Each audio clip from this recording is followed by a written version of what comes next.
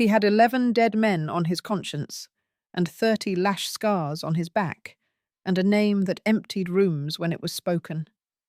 She had 400 acres, a dead sheriff husband, and 14 days before the law took everything from her.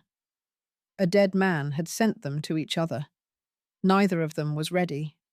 Neither of them had a choice.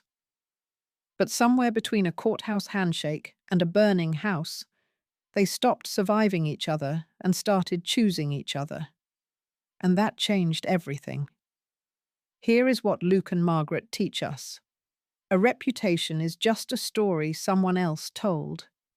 The truth of who you are is written in what you do when no one expects anything good from you anymore. On this channel, we tell the stories the frontier whispered. Subscribe so you never miss the next story. Leave a comment. I want to know where in the world you're watching from. This content was carefully researched, developed, and manually edited by our team to deliver meaningful stories with valuable life lessons. Every narrative is crafted to entertain, inspire, and empower our audience. Thank you for being part of our community. Inside that courthouse, the air was thick with the smell of old paper and stale justice. Margaret stood tall, her hands clenched so tight her knuckles were bone white. She would not let these men see her tremble. The judge refused to even look at her. He just stared at his papers, his voice rattling off the law. "The Territorial Property Statute of 1874 is quite clear," he said. "A woman cannot hold a deed to land over 40 acres without a man's name beside hers." Margaret's voice was steady when she spoke. She had practiced it for hours. "I know what the law says, Judge. I also know my husband, Sheriff Callahan, died for this town. This land was bought with his sweat and my cents. So, yes, I understand the statute. I just fail to see why it robs a woman of what she helped build." A heavy silence filled the room. In the back, Victor Crowley, a man who owned half the county, shifted in his seat. The sound was as loud as a gunshot.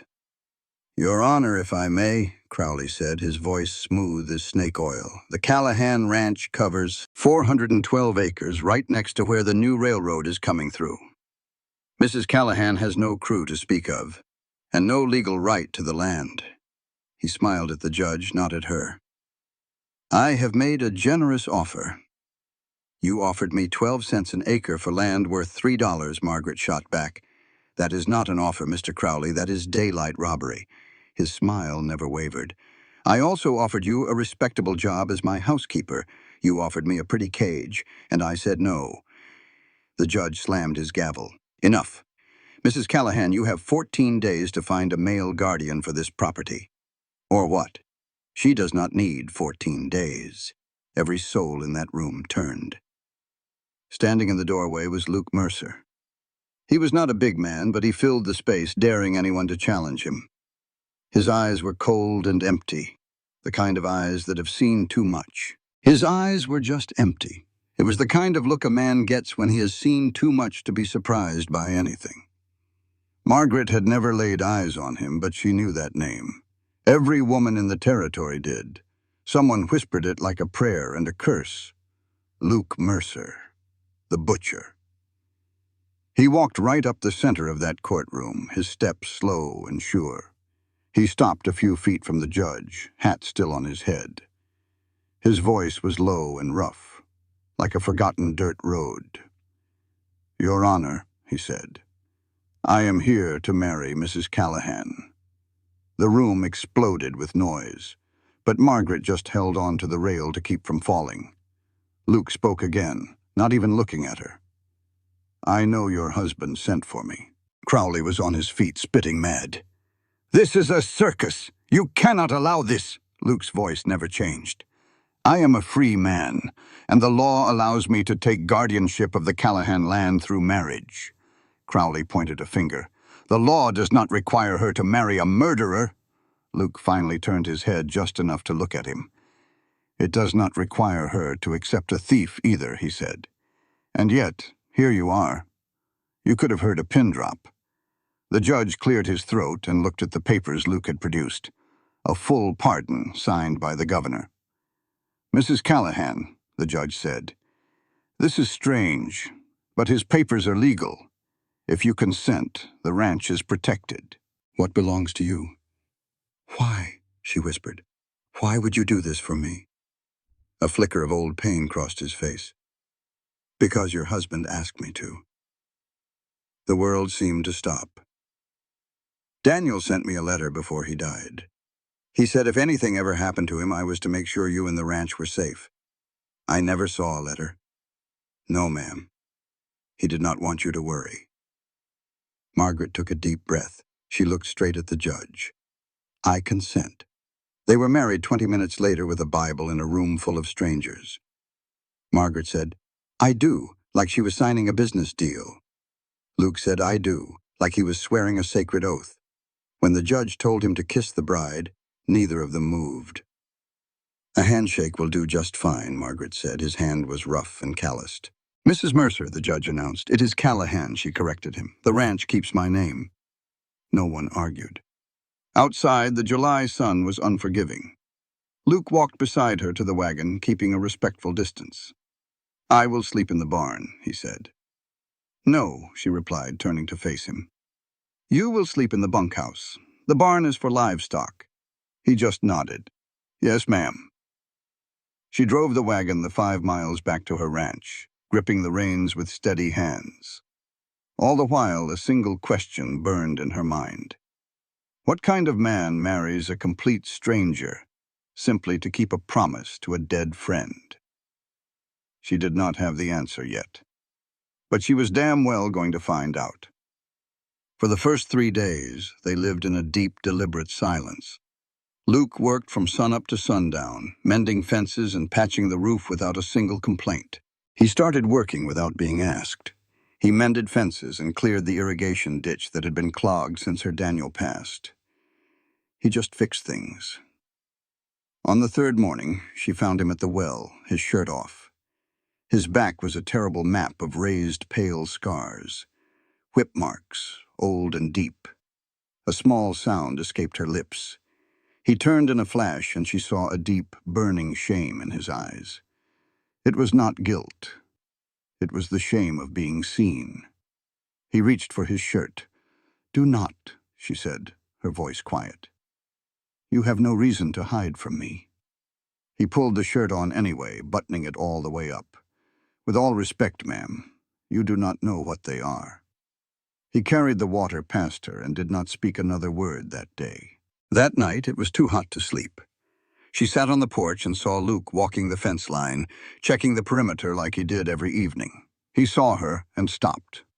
Ma'am. Sit down, she offered. He sat on the far end of the steps, a good 4 feet away. My husband, Daniel, she began. In 9 years, he never once said the name Luke Mercer. He would not have, Luke said, taking off his hat. I was the man he sent to do things that are not discussed over supper. Did you do them for Daniel? He was quiet for a moment. I tracked a man who hurt a family near Laramie. Daniel could not legally cross the line to get him, so he sent me. And you caught him, she stated. I did. After a beat, he added, he did not come back alive. The 3 men in Silver Creek, she said, the ones they call you a butcher for. They were running women across the border, he said plainly. 2 of them drew their guns on me. The 3rd pulled a knife. I did what was necessary. He looked straight at her then, his eyes clear. No, ma'am. I should not have hesitated. Margaret nodded. Daniel chose you for a reason. He knew Victor Crowley would not stop at a piece of paper, did he not? Luke put his hat back on. No, ma'am, he will not. So what is next? He will push, Luke said, his eyes on the dark prairie. He will try to break you, break the ranch until you are desperate enough to sell. And if I do not sell, then he will try something worse. Then I need to know, she said, standing up. When it gets worse, are you going to fight for this place? Or will you disappear? He turned to face her, his gaze steady. I do not break my promises, ma'am. That is the one thing they got wrong about me. What did they get right? That I am dangerous. He then stepped off the porch and vanished into the night. For the first time since Daniel died, she breathed. It was not hope, not yet. It was like being pulled from under the water just long enough to remember what air felt like. Inside the bunkhouse, Luke held a letter from her dead husband. It read, "Look after Maggie. The wolves will come, and she will need someone who knows how to fight them." He closed his eyes. The wolves were already here. How do you know? The blood was still red, no flies yet. He stood up, wiping a hand on his jeans. This was not coyotes, ma'am. He looked right at her, and she saw a look of respect on his face. He saw a woman who refused to be broken. He said there would be more. "I know that too," she replied. "I want you to ride the perimeter every night until the coward who did this gets tired of sneaking around." Luke gave a single nod. "Yes, ma'am." By noon, she had found 2 more calves. It was a message, and it was meant just for her. This was not about cattle. It was about making a widow feel all alone in the world. She was scrubbing her hands at the kitchen sink when she heard riders. She grabbed the shotgun Daniel had kept over the door and walked outside. The riders stopped about 30 yards away. One was Tom Avery, Crowley's foreman. The other fellow looked like he would rather be anywhere else. "Mrs. Mercer," Tom said, tipping his hat. The polite gesture felt like a slap. "It is Callahan," Margaret said flatly. "State your business. Mr. Crowley sends his best." "He heard you were having some trouble." "Did he now?" "It is a terrible thing when predators get bold. Predators do not use knives, Tom." His smile never faded. "Now that is a mighty serious thing to say. You ought to be careful, ma'am, without any proof. I have got 3 dead animals and a man on my porch who works for the only person who wants my land. That is enough proof to talk about it." Tom leaned on his saddle horn. "Mr. Crowley wanted to remind you his offer still stands. 15 cents an acre. He must think I am getting desperate. Aren't you?" Margaret lifted the shotgun just enough for him to see it. "You are on my land, Tom. Daniel taught me to shoot when I was 14. Deliver your message, but do not you dare call me desperate on my own property." Tom's smile vanished. He glanced around at the quiet ranch. "Where is your husband, Mrs. Mercer? None of your concern. Seems like it ought to be. A woman all alone out here." I said, "State your business or get off my land." Tom pulled on his reins. 15 cents. You have got until the end of the month." He turned his horse, then paused. "And ma'am, you best check your water. This heat can turn a well sour real quick." They rode off, leaving a trail of dust. Margaret waited, then let her hands shake for just 10 seconds. Then she stopped. Luke came from around the barn. He had been there the whole time. "You heard?" she asked. "Every word. He threatened the well." "I know. If they foul the water, we are finished. They will not do it. How can you be so sure? Because I will be watching." "You are just one man, Luke." "I have always been one man, ma'am. I get by." "This is not just getting by. This is a fight." "No," he said. "This is a rich man trying to scare a woman he thinks is helpless. It is just bullying. And bullies always have a weakness. What is that? They never expect you to hit back. I am not asking you to hurt anyone. I am not offering to." "Then what are you offering?" He stepped closer, the scar on his jaw tight when he spoke. "I am offering to be the reason Crowley starts to worry. He thinks my reputation is just a tall tale. I plan to show him it is real. But I need you to understand. If they come here at night, if they threaten you with fire or weapons, I will not hold back, and I will not be sorry for what I do." Margaret felt her heart pounding. "Daniel would not have wanted you to kill for me." "Daniel asked me to protect you," he said. "He did not say how." She looked out at the dry land and the big, empty sky. "Fine," she said. "But you answer to me. You hear me? You answer to me." A flicker of surprise crossed his face. "Yes, ma'am." He walked back to the barn. Margaret thought about Daniel, who used to say the law was a fence to keep the wolves out. She knew now that the wolves were already inside the fence. She went inside, bolted the door, and for the first time in 6 months she prayed for the strength to face what was coming. The next morning, Luke was gone before the sun came up. His cot in the bunkhouse was empty, the blanket folded perfectly. She told herself she did not care, but that was a lie. He came riding back hard around noon, his horse covered in sweat. He walked straight to her. "Crowley filed a challenge in the Cheyenne office," he said. "He is questioning if our marriage is legal." Her stomach turned to ice. "On what grounds?" "On the grounds that I have a criminal past. He is arguing that even a pardon from the governor does not wipe the slate clean. He is saying a court cannot approve a marriage where one person is morally unfit." "Morally unfit," she scoffed. "That is mighty rich, coming from a land thief. What is rich does not matter in court. What is legal does. If he wins, the marriage is cancelled. You lose your right to the land, and Crowley buys it for almost nothing. That is his plan." Margaret felt a cold dread creep over her. "How much time do we have?" "The petition takes 60 days to be heard. Maybe faster if Crowley has a friend on the bench. He has friends everywhere. Then we have less than 60 days. She paced back and forth, feeling trapped. "What do we do?" "We make the marriage real." She stopped and stared at him. "Not like that," he said, a bit of color rising in his cheeks. "I mean, we make it public. We go into town. We buy our supplies together.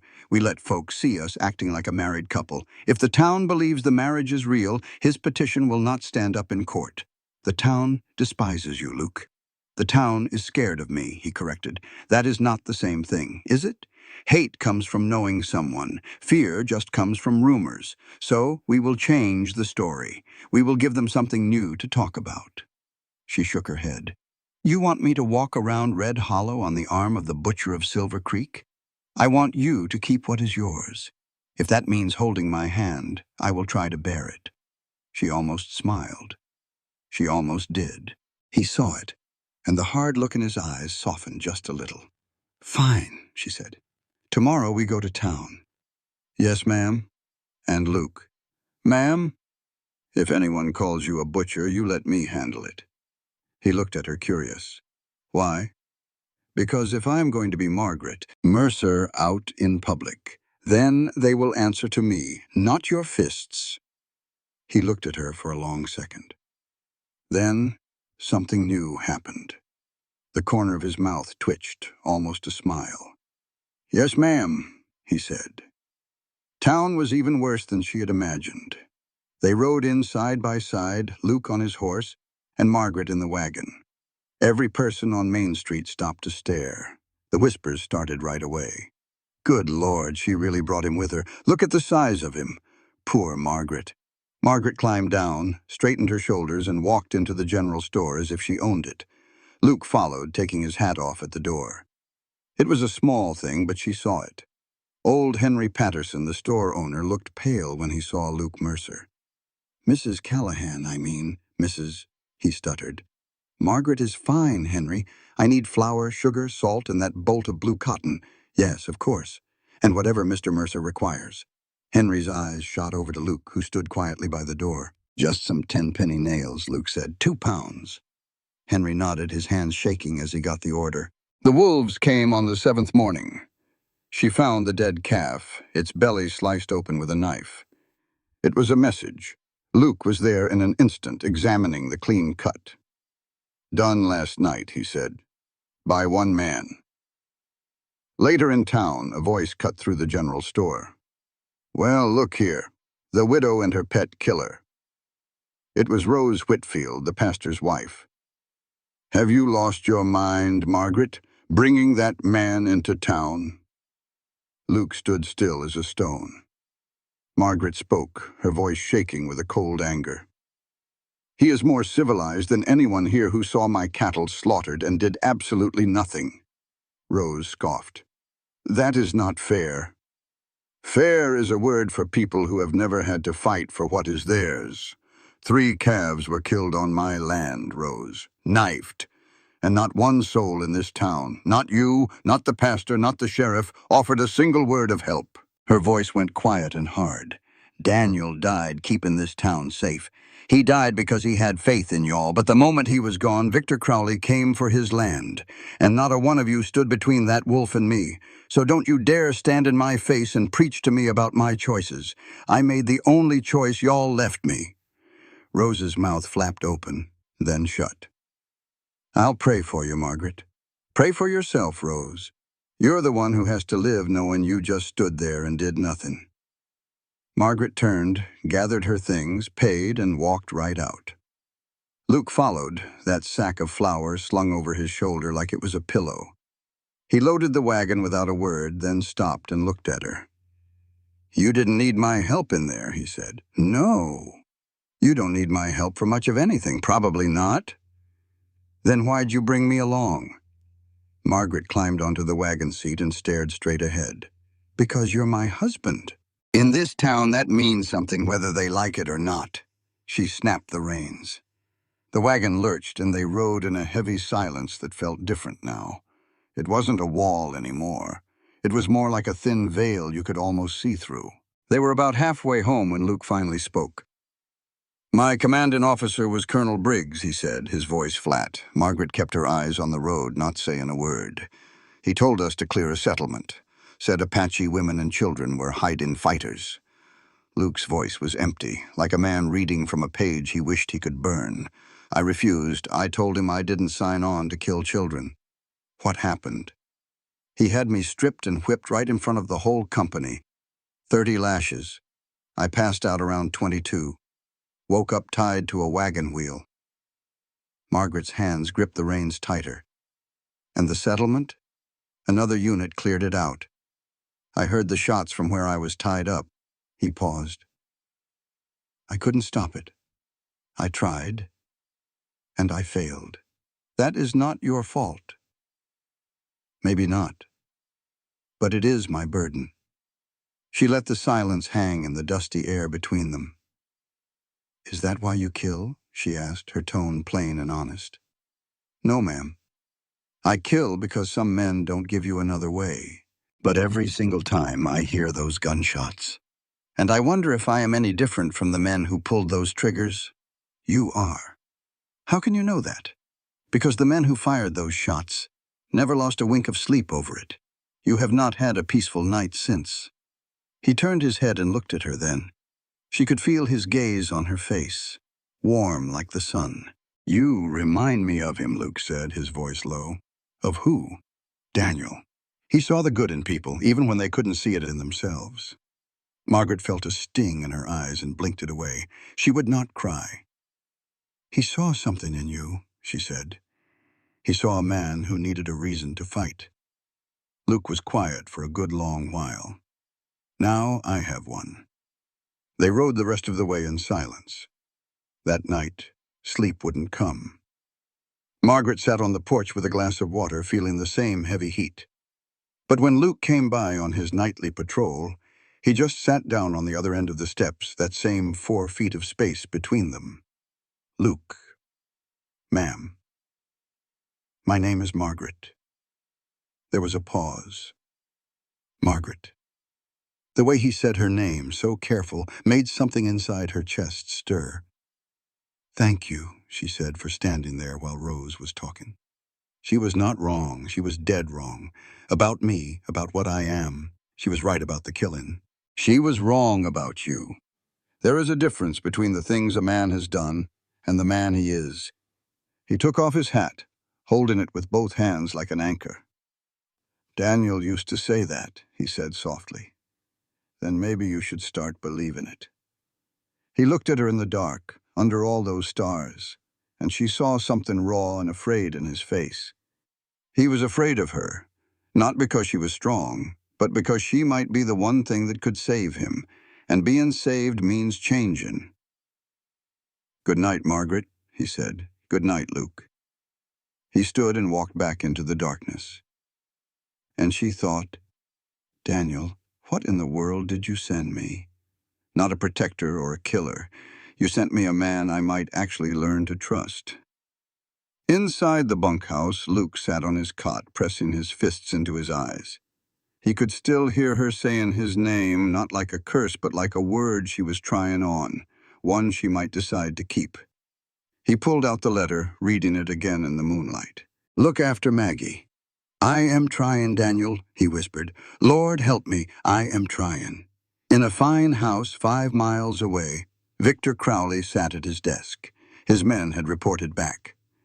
"The marriage looks real. Mercer is there, and he is armed. The widow is not backing down." Crowley tossed the report into the fireplace. He picked up his pen and wrote 2 words on a clean sheet of paper. "Burn it." The night grew darker. It was the smell that woke her. Margaret sat straight up in bed, her lungs filled with smoke. For a second her mind was blank. Then her throat tightened, her eyes burned, and an orange light creeping under her door told her everything. Fire. She scrambled out of bed, the floorboards already hot under her feet. She grabbed a robe and reached for the doorknob. The hot metal seared her hand, and the sharp pain cut through the fog in her head. "Luke!" she screamed. There was no answer, only the deep, hungry roar of the fire as it ate her home. The porch was gone. The front wall was next. She dropped to the floor, crawling toward the back of the house through thick black smoke. She knew every inch of this house, the house she'd shared for 9 years with a good man who was now gone. The back door was stuck.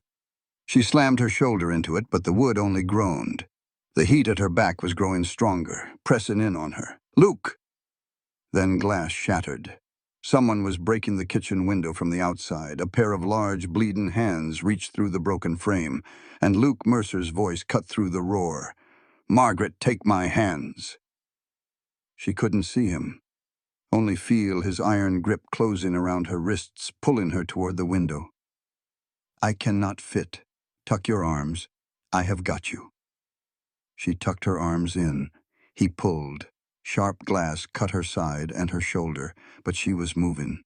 She was getting out into the cool night air.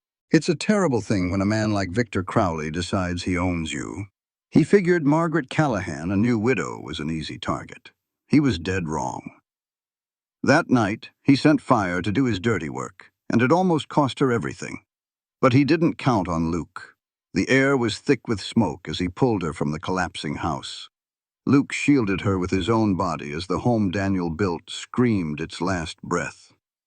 Beams cracked and the roof gave in with a terrible roar. Face down in the dirt, Margaret felt the weight of him on her back and thought, "Everything is gone." Luke helped her up. His shirt burned clean off his shoulders. "Can you walk?" he asked. She nodded. "Then we walk." He put a hand on her back, the first time he'd touched her since they shook on their deal, and it was the only thing holding her world together. They stopped a ways off and watched the Callahan ranch burn to the ground. 9 years of marriage and every picture of her Daniel all turned to ash. But Margaret didn't cry. Instead, a cold, hard voice she barely knew came out of her. It was Crowley. Luke nodded, his face grim. "I smelled the kerosene before the smoke. They poured it all along the porch. It was a professional job, meant to trap you inside, meant to kill me. No, meant to scare you. If they wanted you dead, they'd have blocked the windows too." So this is what he calls scaring someone. "This is a desperate man," he said. "He's running out of patience." Margaret's hands started to shake, not with fear, but with a pure, hot rage. A rage that had been sleeping in her bones since the day Daniel died. "I want to see him," she said. "I want to look Victor Crowley right in the eye." Luke stepped in front of her, closer than he'd ever stood before. The heat from his burned skin was like a furnace. "Margaret, not tonight. He'll get what's coming to him, but not like this." "Listen to me," he said, his voice low and shaking with something she'd never heard. It wasn't anger. It was the sound of a man holding himself back from doing something that could never be undone. "If I ride into town to see Crowley tonight, I will kill him. I know that like I know my own name. And if I do that, everything we've worked for falls apart. The land, Your name, all of it. He burned my house, she said, her voice tight. He burned the only photograph I had from my wedding day. I know. And you're telling me to wait? I'm telling you that the man who set that fire wants the butcher of Silver Creek to ride into town with a gun. He wants me to prove every story they've ever told about me is true. Luke's jaw was a hard line, and I will not give him that satisfaction. Then what do we do? She asked, the fire crackling behind them. We survived, he said. And tomorrow, we fight smart. They went to the barn. Luke laid out some horse blankets in the hay, and Margaret sat, staring at nothing. She watched him clean his burns with water from the trough.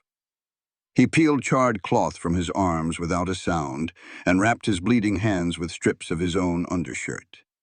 He moved like a man who knew the ritual of his own wounds all too well. Let me see your hands, she said quietly. I'm fine. Let me see them, Luke. He hesitated, then showed her. The cuts from the glass were deep. You need stitches. I've had worse. She gently took his hands and began to clean the wounds. He watched her like he'd never been touched with care before. You came through a burning window for me, she said. Yes, ma'am, he corrected himself. Margaret. Why didn't you use the door? I tried. The whole front of the house was an oven. The window was the only way in. You punched right through the glass. Didn't have time to find a rock. She finished wrapping his hands, her touch lingering. You could have died. Wasn't thinking about that. What were you thinking about? He was quiet for a long moment. I was thinking that if you died in there, I would have failed Daniel, and I would have failed you. And I have failed enough people for one lifetime. She kept hold of his hand. You didn't fail. I'm alive. Your house is gone. Houses are just wood and nails. I'm still here. He looked down at their hands, his large and wrapped in bloody cloth, hers small and smudged with soot. Margaret, he started, about to say he was sorry. Don't, she said. Don't say any of the things you think you're supposed to. Tell me what you're actually feeling right now. He pulled his hand away and pressed his fists to his knees. She watched him fight a war inside himself. I'm scared, he finally said, the words coming out rough and broken. Not of Crowley. I'm scared I'm going to do something that makes you look at me the way everyone else does, like a monster. His voice cracked. I'm scared you'll wake up one day and see me for what I really am. Luke, I have killed 11 men, Margaret. 11. Some of them deserved it, and some probably did not. I carry every single one of them with me every day. She didn't say a word. She just let his confession hang in the air. Then she moved and sat right beside him, shoulder to shoulder. I'm not going to look at you like that, she said softly. Not ever. You don't know that. I know a monster doesn't run into a burning building for someone else. I know a monster doesn't sit in a barn with bloody hands and tell a woman that he's scared. She turned to face him fully. You are not what they call you, Luke Mercer. You are what you choose to be. And tonight, you chose me. He just looked at her, and then she kissed him. It wasn't gentle or shy. She kissed him like a woman who had just lost everything but had found the one thing worth keeping. He froze for a single terrible second, and she thought she'd made a huge mistake. Then he kissed her back. His bandaged hands came up to hold her face, steady and careful. Like he was holding something precious he was terrified of breaking. In that moment, the wall between them didn't just crack, it dissolved into smoke. It had never been made of stone, only fear. She pulled back just enough to breathe. I didn't plan that, she whispered. I know. I'm not sorry. I ain't asking you to be. She looked him square in the eye. I'm going to need you tomorrow. All of you. Not the man you show the world, just you. What happens tomorrow? Tomorrow, she said. We go to war. His eyes searched hers, and for the first time she saw him believe. Together, he said. It wasn't a question. Together, she confirmed. He gave one sharp nod. The kind a man gives when he's made a choice there's no turning back from. And they sat there in the barn, while the last of her old life burned away outside. The fire had burned down to nothing but angry red coals. They sat there in the quiet, not sleeping, not saying much. Margaret rested her head on his shoulder, and he wrapped a clumsy arm around her. It was a gesture he seemed to be remembering how to do. Through the open barn doors, they watched the last of the flames die out. She almost didn't hear him when he whispered, "I do not deserve this." She just leaned in closer and answered, "Neither did I. But here we are." When the sun came up, it painted the sky a furious red. Margaret stood and looked at the ruin of her home. She started making a list in her mind, not of what was gone, but of what was left. She had the barn, the well, 60 head of cattle, and a husband with blistered hands and a heart bigger than his reputation. She also had rage, a whole lot of it. Luke was already by his horse, holding a thick stack of papers. They were land surveys, receipts, and tax records. He had gathered them on his early morning rides. She asked him where they came from. He told her every single one showed Victor Crowley buying up land right after a fire or some other disaster. It was a clear pattern. Luke admitted he had been collecting them for a while, ever since Daniel sent him a second letter he never told her about. "What second letter?" Luke took a worn envelope from his coat and gave it to her. Margaret recognized Daniel's handwriting right away. He wrote that Crowley was a snake and that he had the proof. But the local judge was in Crowley's pocket. The letter said if anything happened to him, the documents were in a floor safe under the kitchen. The combination was her own birthday. It ended with 2 simple pleas. Do not let him take the land. Do not let him take her. Margaret's hands trembled. The kitchen, she said. And they both stared at the smoldering pile of lumber. Luke figured an iron safe could survive a fire. She was already moving, kicking through hot ash that burned her bare feet. Luke stopped her and brought her boots from the barn. She pulled them on and waded back into the wreckage. They found the safe under a collapsed beam. Luke heaved the timber aside with his burned hands. Margaret knelt and spun in the numbers for her birthday. March 17th, 1952. The lock clicked open. Inside was a leather folder, scorched around the edges but still whole. Inside were land deeds with forged names and bank records showing payments from Crowley to Judge Hawthorne. There was also a statement from a man who saw Crowley's crew setting a fire on another ranch a year and a half ago. Daniel knew, Margaret whispered. He was building a case against him. Luke's jaw was set like stone. And someone made sure he never finished it. She looked up at him, confused. What are you saying? He told her the drifter who supposedly shot her husband was never found because no one ever bothered to look very hard. He said Victor Crowley had more reason than anyone to want Daniel Callahan out of the way. The truth hit her like a punch. She thought Daniel was killed in a simple robbery. Luke said that with Crowley, nothing was ever simple. She clutched the folder to her chest, her eyes burning with something other than smoke. A terrible anger that had been sleeping for 6 long months was now wide awake. Then we finish this, she said. Today. We ride into Red Hollow, and we burn Victor Crowley to the ground with his own secrets. Luke shook his head. They couldn't go to the town because Crowley owned the town. They had to go over his head to the territorial marshal in Cheyenne. That was a 3-day ride. But there was a telegraph office in Hayden, a town just 20 miles east, that Crowley did not control. Margaret looked at this man, this broken, scarred man who was standing in the ashes of her life and offering her a way forward that did not involve more killing. You planned for this, did not you? She asked. He admitted he expected Crowley to make a move, just not one this big. I promised Daniel I would protect you, he said. I do not make promises I cannot keep. They saddled the horses. Margaret changed into a pair of Daniel's old work clothes she found hanging in the barn. She tucked the folder of evidence inside her shirt, right against her skin. Luke checked his revolver.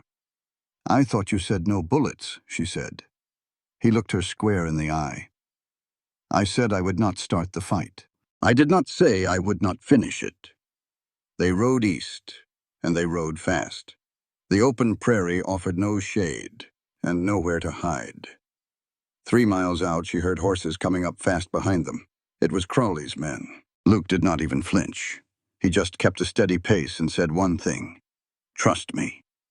Margaret's hand instinctively went to the folder against her chest. This was Daniel's last fight, and she was going to see it through. The riders got closer, and the first bullet cracked past her ear. She flinched, and her horse shied sideways. Luke reached over and steadied her animal without missing a beat. "Stay low," he shouted. "Keep riding." Another shot kicked up dirt just a few feet away. She hugged the horse's neck, feeling the precious folder against her ribs. Luke pulled his own gun but did not aim it. He just held it at his side. "Are not you going to shoot back?" she yelled over the wind. "Not yet," he answered. "They're just trying to scare us. Crowley wants the papers. He does not want us dead. If they start shooting straight, I will stop being so patient." Then a third shot split the air, and this one was not a warning. It tore right through the back of her saddle. The impact jolted her clear to her bones. In one smooth motion, Luke turned and fired a single shot. The lead rider's hat flew clean off his head. It was not a miss. It was a message. The 3 men pulled their horses to a sudden stop. Luke holstered his gun and spurred his horse on. "Ride," he said. "Now, while they are still thinking about it." They rode hard until the town of Hayden was in sight. Margaret's hands were shaking so badly she could barely hold the reins. When she slid off her horse, her knees gave out. Luke was there to catch her. "That last shot," she said, her voice trembling. "That was not a warning." Luke looked back toward the empty horizon. "No," he said. "They will not get another chance to make that mistake." She looked at the way Luke stood, not like a man on guard, but like a stone wall built to take a punch and never move. "Let's send the wire," she said. In Hayden, the telegraph operator was a thin man named Cecil with ink on his fingers. He looked at Luke like a jackrabbit staring down a coyote. "How can I help you folks?" Margaret spoke up. "I need to send a priority message to the United States Marshal's office in Cheyenne." Cecil glanced at Luke again. "Ma'am, that is a government line. Priority costs double." "Then charge me double," she said. Margaret spoke the message while Cecil's key clicked away. She kept it short, just like Daniel had taught her. "Say what is important and cut out the rest. Marshal Tommel Beck. Stop. Evidence of land fraud, arson, and a corrupt judge in Red Hollow, Wyoming. Stop. The suspect is Victor Crowley. Stop. I have the documents. Stop. Requesting an immediate investigation. Stop. Margaret Callahan Mercer, widow of Sheriff Daniel Callahan. Stop. Cecil's hand froze on that last word. He looked right at her. "You are Daniel Callahan's widow?" "I am," she replied. "I knew Daniel. He was a good, honest man. I am real sorry for what happened." "Thank you," she said. Cecil looked down at the message. "And this is about Crowley?" "It is." Cecil went quiet for a moment. Then he pulled open a drawer and started copying the message onto a second form. "What are you doing?" Luke asked him. "I am sending a copy to the federal office in Denver," Cecil explained. "Just in case the wire to Cheyenne gets lost along the way." His fingers started tapping the key with a new speed. "Everyone knows Crowley has eyes in Cheyenne, but he does not have anyone in Denver." Margaret felt something inside her chest crack open. It was not pain, but a raw, surprising gratitude, the kind that hits you when you have been fighting all by yourself for so long. "Thank you, Cecil," she said. "Do not thank me yet," he replied. "Thank me when they arrest that son of a—" He caught himself. "Pardon my language, ma'am." "I have heard worse today," she said. Cecil finished up and handed Margaret a receipt.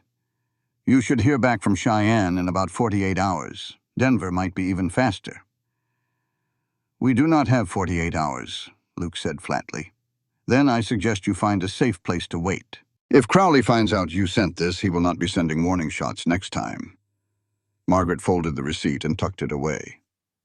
We are going back to Red Hollow, she said. Luke stared at her. That is not safe. My land and my cattle are in Red Hollow, she said firmly. Everything I own that did not burn is there. I will not hide in Hayden while that man finishes what he started. I am going back. You can come, or you can stay, but I am going. He looked at her for 3 long seconds, then put on his hat. I am coming with you. They rode back slower under the midday Wyoming sun. It was the kind of July heat that crawls inside you and dries you up from the inside out. Margaret's lips were cracked and her burned hand ached. She just kept riding. Luke rode beside her, watching the horizon. They will know about the telegram, she said. Someone in town will talk. So what happens when we get back? Luke asked. Crowley will come to us. On our land, or what is left of it. The barn is still standing. The well is still good. And the cattle are alive, he said. He paused. And you are still alive. That is what matters. You keep saying that because you keep forgetting it, she said. She almost smiled, but it faded before it reached her eyes. They rode into Red Hollow as the sun was setting. The town felt different. People watched them from their windows and doorways. It was not hostile like before, it was fear. They were afraid of what was coming. Old Henry Patterson stepped out of his store. He did not say a word, just gave a small nod, the kind a man gives when he is picking a side.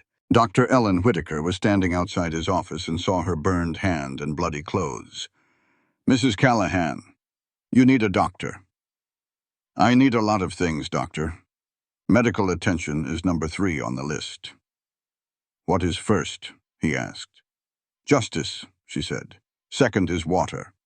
If you have water, I will take that now.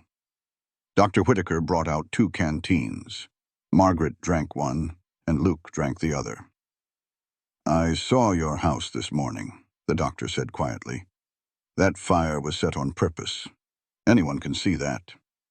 I know who did it, she said. Everyone knows. The question is if anyone will say it out loud. Margaret looked at him. Will you? The doctor rubbed his jaw. He had been neutral his whole life, never taking sides. Daniel was my friend, he said finally. The best friend I had in this town. And I have been a coward since he died. He straightened up. I looked the other way when Crowley ran off good families. I told myself it was not my fight. Well, it is my fight now. It is my... What changed? She asked. He burned your house, Margaret, with you inside it. That is not business. That is murder. Dr. Whitaker then looked at Luke. And you, Mr. Mercer, I owe you an apology. I believe the stories about you. Most of them are true, Luke said. The doctor shook his head. Maybe. But the one about you being a monster, that one is not true. A monster does not carry a woman out of a fire. Luke did not say anything, but Margaret saw him swallow hard. Word traveled quickly. That night, 3 more people came to the barn, which was all Margaret had left. They came to it like folks coming to a church after a storm. Sarah Brennan, a widow whose husband's store was bought for cheap by Crowley after a mysterious fire. Tom Harding, a rancher who had his water rights stolen by the judge.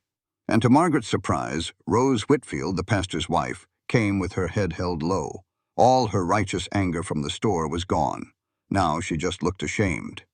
I came to apologize, Rose said. I called your husband a killer, while the real killer was buying my silence with donations to our church. Victor Crowley gave $600 to the building fund. I knew where that money came from, and I did not care. Her voice trembled. I am so sorry. Margaret took Rose's hands. Then help me now. How? Rose asked. Be a witness. When the marshal arrives, you tell him everything you know. Tell him about the money. Tell him about the private talks your husband had with Crowley. Rose's eyes went wide. But those were private. Rose, he burned down my house. He may have killed my husband. There is no such thing as private anymore. Rose nodded slowly, like a woman taking a step of faith. I will testify. They came one by one that night and into the morning. It was just a trickle, but a trickle is how a river starts. By sunrise, Margaret had 7 sworn statements and the doctor's report on her injuries from the fire. Luke organized all the papers, labeling everything. He worked with a deep focus, understanding that the most powerful weapon was not a gun, but paper with the right names signed on it. Margaret watched him and felt a deep sense of pride, the kind you feel when you see someone become the person they were always meant to be.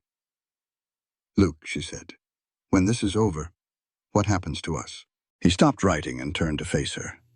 In his eyes, she saw something new. It was not fear or shame. It was hope, small and fragile, blinking in the light. I want to stay, he said softly. If you will have me. Not because of the law or Daniel's letter. Because of you. You are the first person who ever really looked at me and did not run away. He took a breath. You kissed me in a barn while your house was burning. You tasted like smoke and anger, and something I want to spend the rest of my life trying to understand. Tears filled Margaret's eyes, and for the first time since Daniel died, she let them fall. She was not alone anymore. She had her land, her people, and she had a man who had found his way home. Justice was coming to Red Hollow, and after that they would rebuild together. Tears finally came, and she did not try to hide them. She looked at him and said, I choose you, not because Daniel sent you, but because you ran into that fire for me, because you shot a man's hat off instead of his head, because you're always afraid of taking up too much space in my life. Luke Mercer, I need you to stop sitting so far away. He crossed the space between them in 3 long strides. He took her face in his bandaged hands and rested his forehead against hers. I will rebuild your house, he said. She looked him in the eye. Our house. He kissed her then, not with the fire from the night before, but with a softness that promised he was there to stay. 3 days later, the territorial marshal, Thomas Beck, rode into Red Hollow with 4 deputies. The sound of their horses on the main street was the loudest silence Margaret had ever heard. All across town, doors closed and curtains were drawn. Beck was a tall man with a white mustache and eyes that had seen too much evil to be fooled by the likes of Victor Crowley. He swung down from his horse in front of the charred ruins of the Callahan Ranch. Mrs. Mercer, it is Mrs. Callahan. The land still carries my first husband's name. The marshal, Beck, nodded. Ma'am, I got your wire and another one from Denver, plus 6 sworn statements sent by a Mr. Cecil Watts, who seems mighty keen on seeing justice served. Margaret almost smiled. Cecil, the quiet telegraph man, had turned out to be braver than all the lions in Red Hollow. I have evidence, she said, handing him Daniel's folder. My husband, Sheriff Daniel Callahan, put this together. It shows land fraud, bribery, and arson. And I believe Victor Crowley ordered my husband's murder. Beck opened the folder and read, his jaw tightening with every page. This is solid, he said. Your husband was a fine lawman. The best. We will need to check all this. I have 7 sworn statements, she said, and Dr. Whitaker has proof of my injuries from the fire. Beck closed the folder and looked at Luke. And you are Luke Mercer? Yes, sir. The butcher of Silver Creek. Luke stood tall. That is what they call me. I know what they call you, Beck said. I also know what the governor's pardon says. And I know that 3 of the men you killed had warrants out for their arrest. Those men you dealt with in Silver Creek were wanted for trafficking, Marshal Beck said, offering his hand. You helped us out, Mr. Mercer. That is not official, but we have taken note. Luke accepted the handshake silently. Margaret noticed his shoulders relax just a bit, as if a great burden had finally been recognized. Beck ordered his men to Crowley's ranch, but they did not have to go far. Victor Crowley appeared in town an hour later all by himself. He got off his horse on Main Street and looked right at Margaret. This is a big mistake, he stated. Marshall, whatever this grieving woman told you is a lie spun by a known killer. Beck was not moved. Mr. Crowley, you are under arrest for fraud, arson, bribery, and planning a murder. Murder? That is ridiculous, Crowley scoffed. We found Judge Hawthorne's records today. He is talking now, and he says you paid to have Sheriff Daniel Callahan killed. The whole street fell quiet.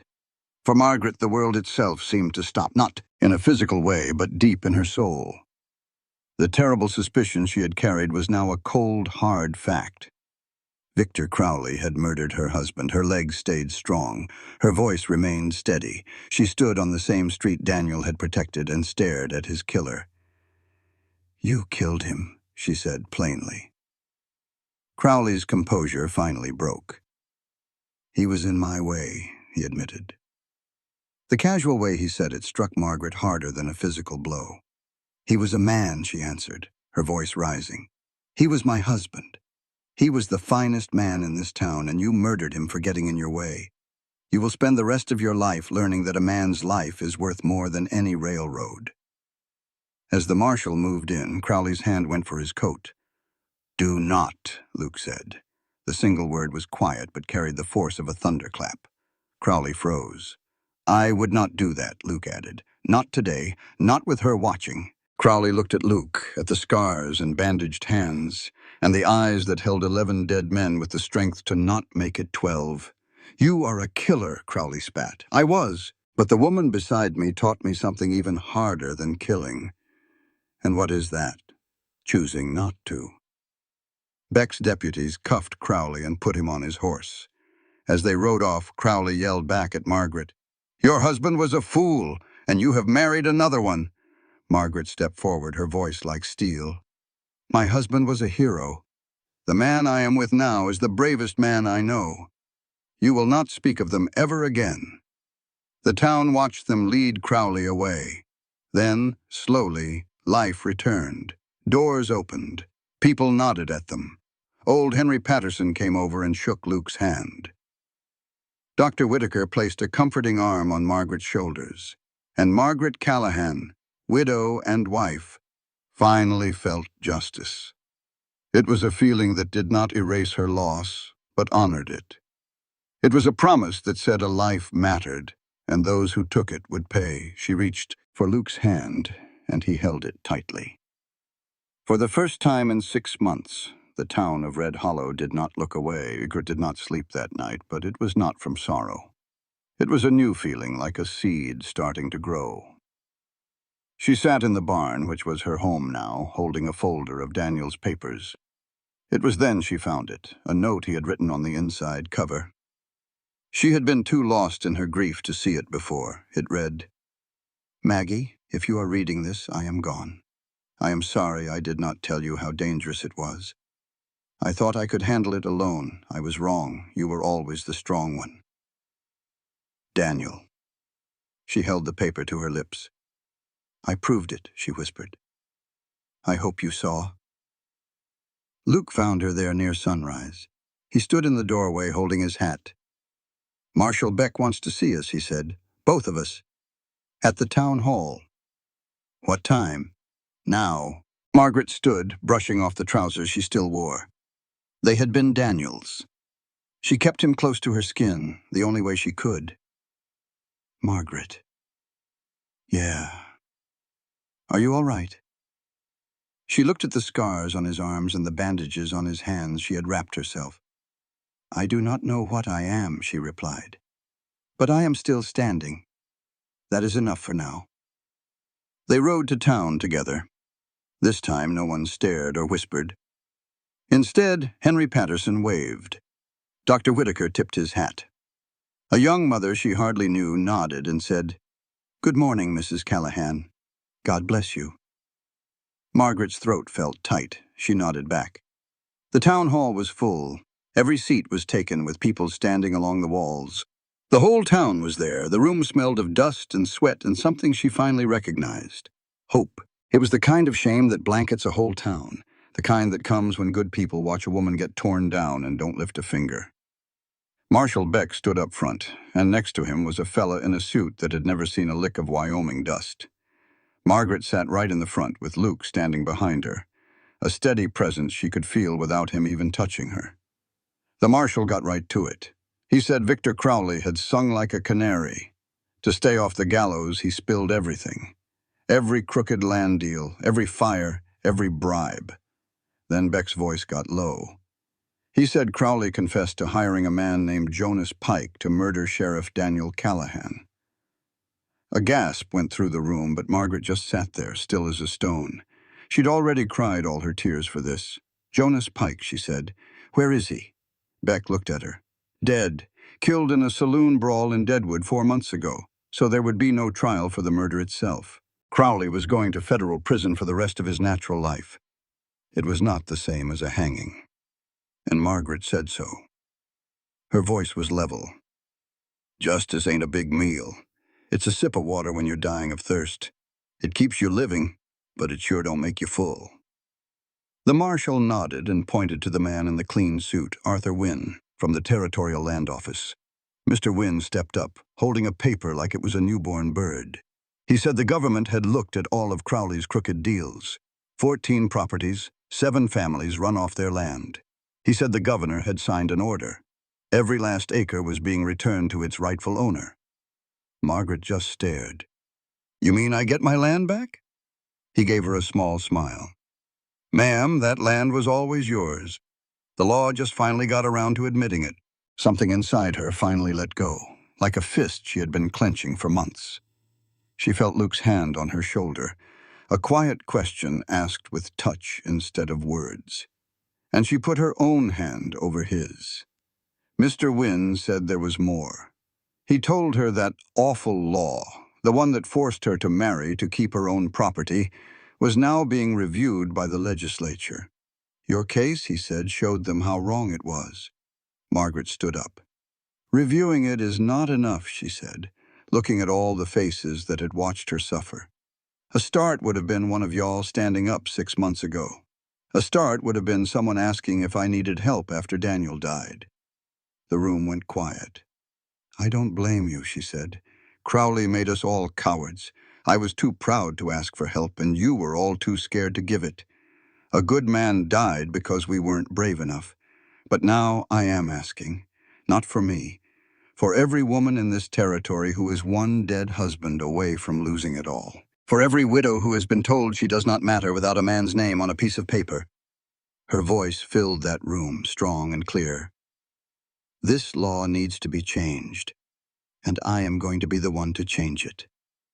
Then Rose Whitfield stood up. Then another and another, until 30 people were on their feet in that quiet room. Margaret finally understood what Daniel always believed, that people were good at their core. She thought he was a dreamer, but he had been right all along. The marshal tipped his hat. Your husband would be mighty proud, Mrs. Callahan. I know, she said. He always was. As folks left, they touched her hand and nodded at Luke. Something in Red Hollow had set itself right, like a broken bone finding its place. It still hurt, but the healing had started. Outside, Luke waited by the wagon, patient as always. When Margaret walked over, she leaned against it beside him. You know what Daniel would say right now, she asked. He would say, Maggie, you just gave one heck of a speech wearing your husband's old pants. You ought to buy yourself a dress. And then Luke laughed. It was not a chuckle. It was a real, honest-to-goodness laugh that came right from his belly. It was a rough sound, like it had been locked away for years, and it changed his whole face, making him look younger. It was the first time she had ever heard it. He admitted it was the first time he had done that since before the war. That is too long, she said, nudging him with her shoulder. Well, I am making it my personal mission to fix that. Fair warning. He smiled a little. Consider me warned. They rode back to the ranch in a comfortable silence. The kind that comes after you have been through the fire together. The quiet between them now was not about walls, but about trust. When they got to the ranch, they found a bundle by the fence post. Inside was bread, preserves, and a quilt with a note that said, From your neighbors, we should have done this months ago.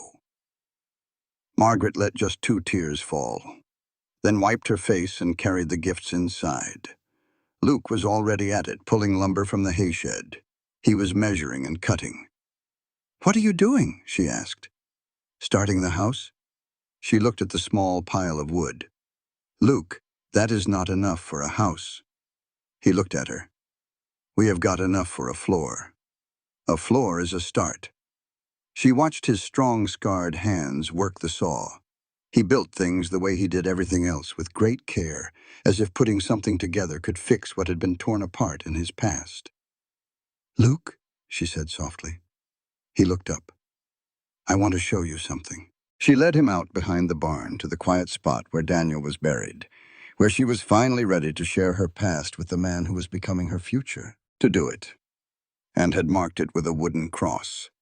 She had not been back since the funeral. Luke removed his hat. Margaret knelt by the grave and laid her hand on the earth.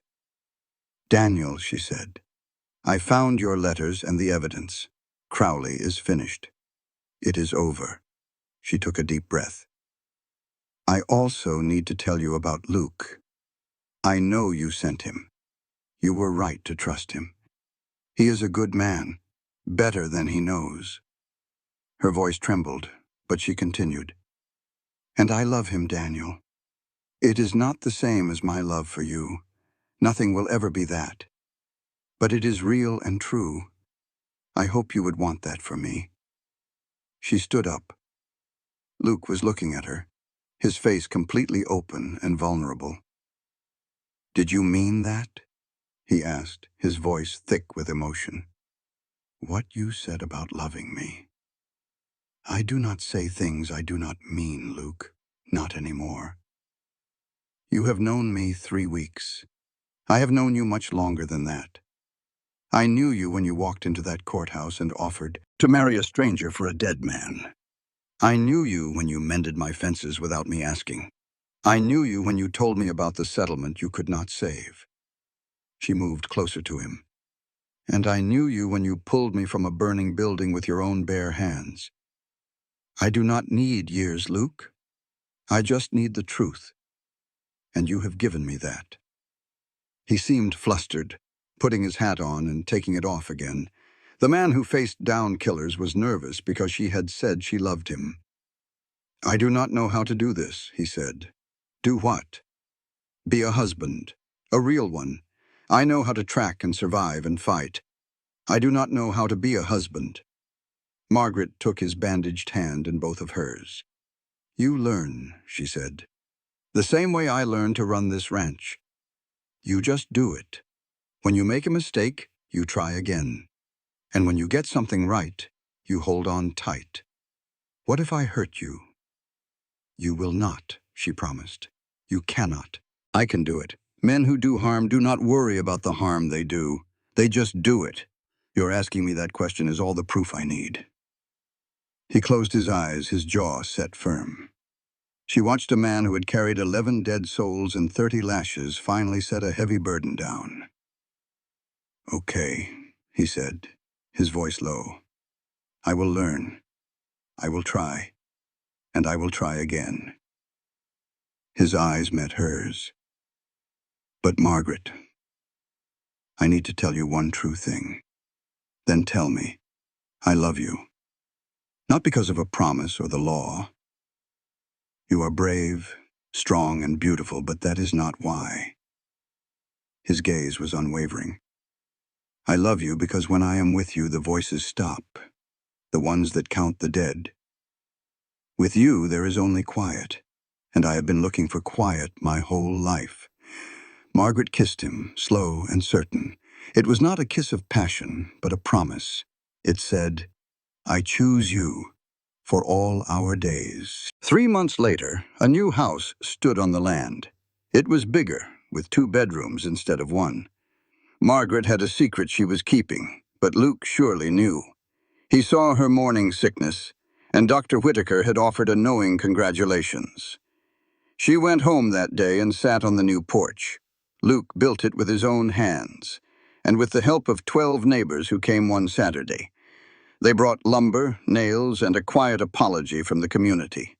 She looked out at the land that was now hers, legally and completely. Her name was on the deed, no guardian required. That old law was gone for good. Margaret's own testimony in front of 14 lawmakers in Cheyenne had been the thing that ended it. She remembered standing there in a simple blue cotton dress, speaking her truth. Folks said he was trouble and she was a lost cause. But out here, you learn that the folks who've walked through fire are the only ones who know how to build a life from the ashes. This is about finding your own way, and how a good person is just someone who shows up when it counts. Margaret told Luke he looked terrified, and he admitted he was. Not of the politicians, but of the 50 women in the gallery looking at him like he was some kind of hero. She called him a hero for saving her land, pulling her from a fire, and taking down the most powerful man in the territory. He just called it a Tuesday.